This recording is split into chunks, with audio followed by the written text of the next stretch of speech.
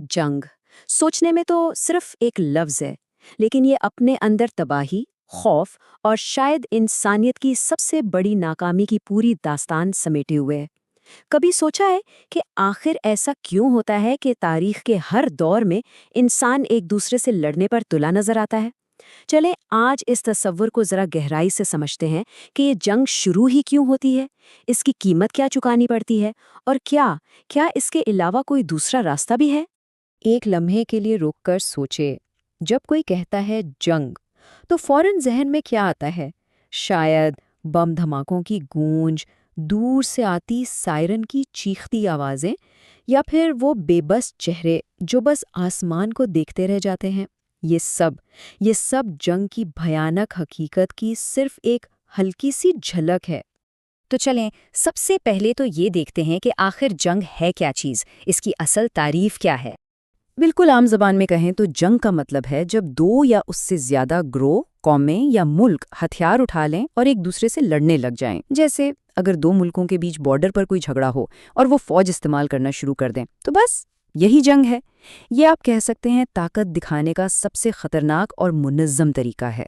लेकिन सबसे ज़रूरी बात यह है कि जंग सिर्फ बॉर्डर या मैदान जंग तक नहीं रहती। ऐसा नहीं है। इसकी आग पूरे का पूरे मुआशरे को, मुआशियत को और आम लोगों की जिंदगियों को अपनी लपेट में ले लेती है। ये सिर्फ इमारतों की तबाही नहीं है, ये तो ख्वाबों की, रिश्तों की और आने वाली नस्लों के मुस्तकबल की तबाही है। तो अब आते हैं इस तज्जिए के सबसे बड़े सवाल पर। जंग होती ही क्यों है? आखिर वो क्या चीज़ें हैं जो इंसानों को यहाँ तक ले आती हैं? कहाँ से शुरू होती है ये आग? माहिरीन के मुताबिक वजूहात तो बहुत सी हैं, लेकिन मोटी मोटी 3 बड़ी वजूहात हैं। पहली, ताकत और ज़मीन की लालच। दूसरी, नज़रिए या मजहब का फ़र्क, जब एक ग्रोह सोचता है कि बस उसकी बात सही है और वो दूसरों पर उसे थोपना चाहता है। और तीसरी, जो शायद सबसे आम है, कुदरती वसाइल यानी रिसोर्सेज पर कब्जा। अब ये रिसोर्सेज क्या हो सकते हैं? तेल हो सकता है, पानी, सोना, नेचुरल गैस, कुछ भी।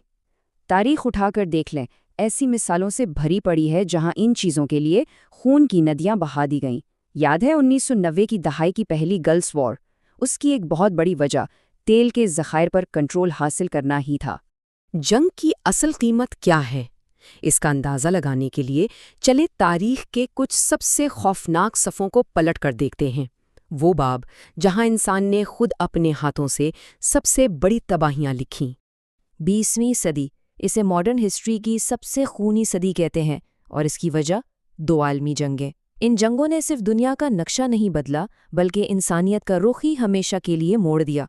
पहले 1914 में वर्ल्ड वॉर 1 और फिर ठीक उसके कुछ अरसे बाद 1939 में वर्ल्ड वॉर 2। पहली जंग अजीम वर्ल्ड वॉर 1, उसमें अंदाजन 2 करोड़ लोग, फौजी और आम शहरी मिलाकर, या तो मारे गए या जख्मी हुए। सोचें, 2 करोड़! उस वक्त तक की तारीख का ये सबसे बड़ा जानी नुकसान था। एक पूरी की पूरी नस्ल ही खत्म हो गई थी। लेकिन अफसोस की बात यह है कि इससे भी बुरा होना अभी बाकी था। सिर्फ 20 साल बाद वर्ल्ड वॉर 2 शुरू हुई और इस बार हलाकतों की तादाद 7 से 8 करोड़ तक जा पहुंची। 7 करोड़! ये नंबर सुनकर दिमाग काम करना बंद कर देता है। ये इंसानी तारीख का सबसे स्याह बाब है। तो तारीख से हमें एक चीज़ तो बिल्कुल साफ साफ पता चलती है, जंग में जीता कोई भी नहीं। आखिर में नुकसान सबका होता है, हर तरफ होता है।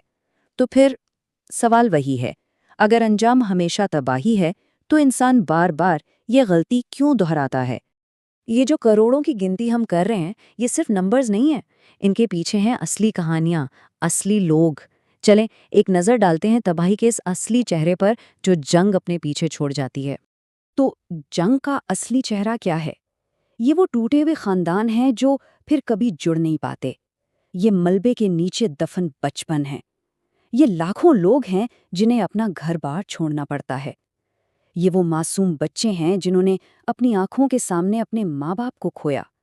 और हाँ, ये वो लोग हैं जो जिंदा तो बच जाते हैं, लेकिन उनकी रूह पर ऐसे जख्म लगते हैं जो शायद कभी नहीं भरते। इतनी तबाही और मायूसी देखने के बाद जाहिर है जहन में सवाल उठता है कि क्या इसके अलावा कोई और रास्ता नहीं है? क्या ताकत का मतलब सिर्फ हथियार ही है? एक बात तो पक्की है, जंग किसी भी मसले का पायदार हल हो ही नहीं सकती, बिल्कुल नहीं।